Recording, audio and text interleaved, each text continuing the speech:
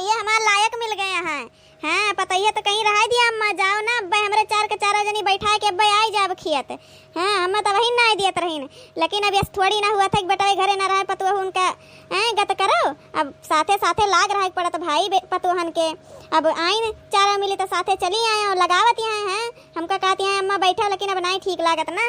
हाँ पतैया बहनी कुल कह लिया कुछ नहीं करे रहा था हमका। अब दुख हमार कटा पतुहन के आए से यही तो मनाई देख देख हमका और जा रहा था बहनी। बड़की दीदी के जरा था जेहन के लायक मिल गई है वही के सुख रहे। काहे ना बहनी जरे वाले बहुत जरा थिन हो, कमनाई जरतीन हमारे पीछे सब ज्यादा जरा थिन है कि मैंने चार के चार पतुआ आई गया है कुलहिन करत धरा थिन ऐसे बैठी रहा थिन मचिया पे पगुरावा थी।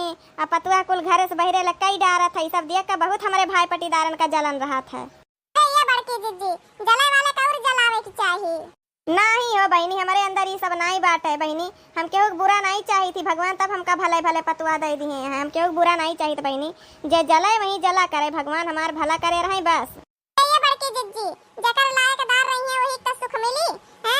मैं आया है दो जनी 4 साल होई के बाटे वही बहरन गोरू बरधा बाधा रहती, लेकिन नहीं कहती इतना गर्मी का ठंडी कि मने ला एक बाल्टी पानी इतना कुएर पानी धरे रही काट काट के ला एक बोर कुएर चलाई दी। इतना सुखवारी है सब जनी वही घरहिन में पियल लिए हाग लिए बस उहे करे कह दियो। ए भौजी छोड़ा तोहरा सोन कवन बात कही करू, एक आठी गीत गौनई गावत जाओ बैठावत है तनी मनोरंजन कई के घामो छाई सब नीक लागे त तोहरा सोन जहां बैठत जाथिया अगा पतैया एक आगठू। हां नहीं आवत तोरे सवन का। अरे बुआ काहे नहीं आए गौनई जेकर सास इतना गावे जाना थी उनका पतवा गौनई ना आए। हाँ छोटकी मछली बड़की गाओ कुलिन गाओ बढ़िया ना दे अपने बुआ का आए चाची आची हुए तोहरे। ए बड़की दीदी हम तो सुनन हई पतैयन के गाना कैसे बढ़िया बढ़िया गावत हैं तू फेल कह दिया थीन। अरे तो बहनी पतवा क्या करियरी में कुलिन हमरन पसंद कह हुए 4 के 4 मिलिन। हाँ बेटावन का देखे नहीं जाए दिहन है, अपने पसंद करन अपने बियाह कह दिहन बेटावन का। हाँ अब बेटावन का पठाई दिहन परदेश कुलिन पतवा साथे काम धंधा करत हिन देखाओ। बड़की दीदी सही कहा थी हमारे किस्मत फूंकता रहा एकदम से। हां कुल भगवती काटे अपने अपने मन के लौड़िया पटाई लीन तब को फिर कुलिन हमें उछटिया चर्चा गुर्राए।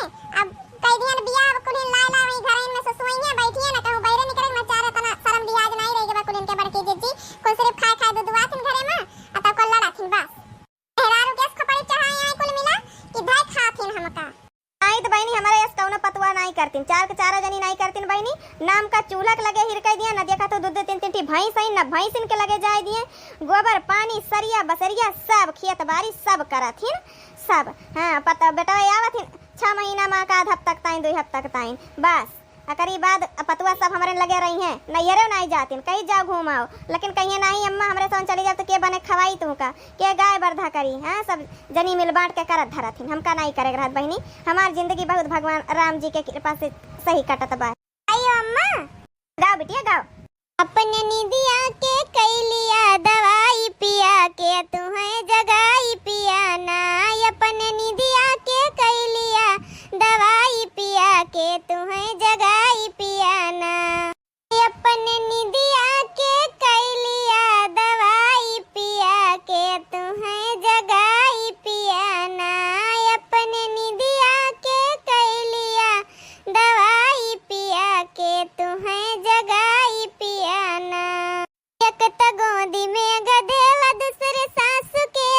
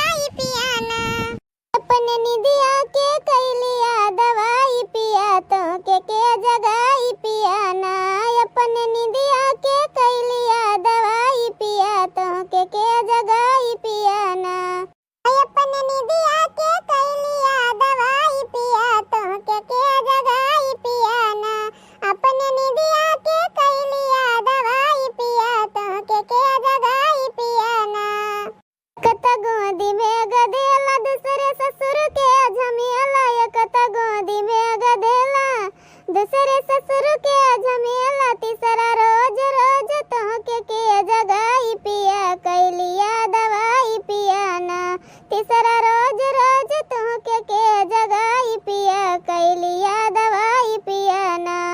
एकता गोदी में गधेला दूसरे ससुर के झमेला, एकता गोदी में गधेला दूसरे ससुर के झमेला, तीसरा रोज रोज तुहके के जगाई पिया कैलिया दवाई पिया ना। अपने निदिया के कैलिया दवाई पिया तुहके के जगाई पिया ना। अपने निदिया के कैलिया दवाई पिया तुहके के जगाई पिया ना। एकता गोदी में गधेला दूसरे देवरु के झमेला, एकता गोदी में गधेला दूसरे देवरु के झमेला, तीसरा रोज रोज तुहके के जगाई पिया कैलिया दवाई पिया ना। एकता गोदी में गधेला दूसरे देवरु के झमेला, एकता गोदी में गधेला दूसरे देवरु के झमेला, तीसरा रोज रोज तुहके के जगाई पिया कैलिया दवाई पिया ना। अपने निदिया के कैलिया दवाई पिया तुहके के जगाई पिया ना। एकता गोदी में गधेला दूसरे ननद के झमेला, एकता गोदी में गधेला दूसरे ननद के झमेला, तीसरा रोज रोज तुहके के जगाई पिया कैलिया दवाई पिया ना। एकता गोदी में गधेला दूसरे ननद के झमेला, एकता गोदी में गधेला दूसरे ननद के झमेला, तीसरा रोज रोज तुहके के जगाई पिया कैलिया दवाई पिया ना। अपने निदिया के कैलिया दवाई पिया तुहके के जगाई पिया ना।